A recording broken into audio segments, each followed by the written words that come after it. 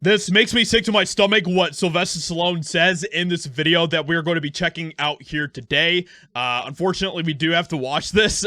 This is something that is completely unexpected, something that is completely shocking even to me.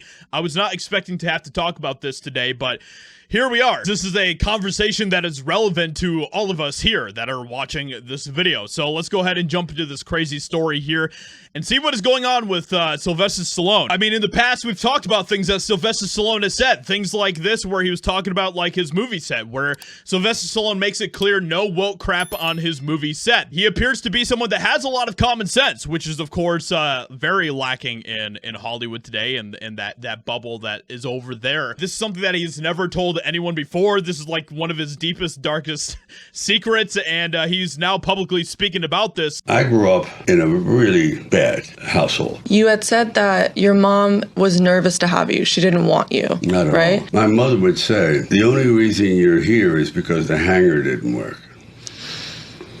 Or bouncing down those steps didn't cause you to get lost. And she said that, you know, truthfully, Sylvester, if there was really something wrong with your brain, I would have definitely opened up the window and put you on the windowsill and let you freeze.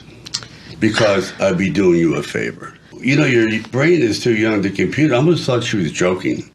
That is like some of the most evil stuff that I've heard in a very long time. I do not take any of this lightly. I'm probably what you would consider an extremist when it comes to pro-life. I truly, actually, literally get sick to my stomach when I hear crap like this. Yeah, of course. I Yeah, I mean, what type of mother says that to their child? I mean, I just thought that was normal. Yeah. Yeah. we remember just holidays alone. You had to truly relearn how to have a healthy relationship when mom came into the picture and having a family, because you weren't used to, you know. Yeah, do you remember? Normalcy. I didn't like Christmas. I didn't like Thanksgiving. Board games. This is a topic, of course, that is very divided in our country. I think that probably already all of you are writing in the comments already, and you probably all have varying opinions about this entire thing. And look, to the pro-lifers out there, we got to talk about this, okay? We got to talk about this for just a little bit. And I've actually thought about making like a full in-depth video about this. If I did, it would probably be like a 45-minute video. There's a lot of conversation right now about people that are saying that they're not going to vote for Trump because he's not 100% pro-life, according to things that he has said recently.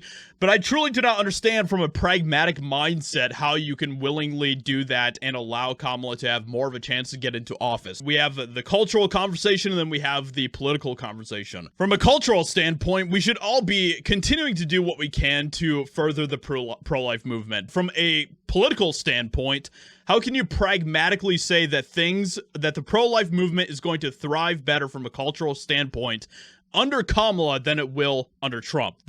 I truly do not understand that logic. It is going to be 100 times more difficult to continue to make progress for pro-life under Kamala than it is under Trump. Trump is going to actually have people that are going to be influencing him that are pro-life, that are people that are on our side of things. Kamala's not going to have any of that. She is not going to have any advisors, any influence whatsoever coming from people that are pro-life. So I truly do not understand from a logical standpoint how there are people out there that are going to willingly allow Kamala to get into office. Unfortunately, there's a lot of pro-lifers out there that are simply just not looking at the bigger picture or the long game of what this means if Kamala wins instead of Trump. And look, even from a biblical perspective, because I know there are some people out there that are using that as an argument, look at examples in the Bible like Joseph, Daniel, Esther. I could go on and on of people that had to politically work with people that they didn't want to necessarily work with, or people that they didn't agree with. That doesn't mean that they were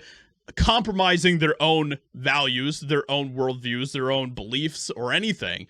But they politically, from a political mindset, had to work with different people in order to reach a certain outcome, right? So that's just something to keep in mind as well. Let me know what you think about this in the comments below, because I know this is a huge conversation. There's going to be tons of people with all sorts of different perspectives on this, and I definitely want to see what those different perspectives are. But let me know what you think about what Sylvester Stallone says here today. Hope you guys enjoyed. Leave a like, subscribe, and I'll talk to you all in another video very soon.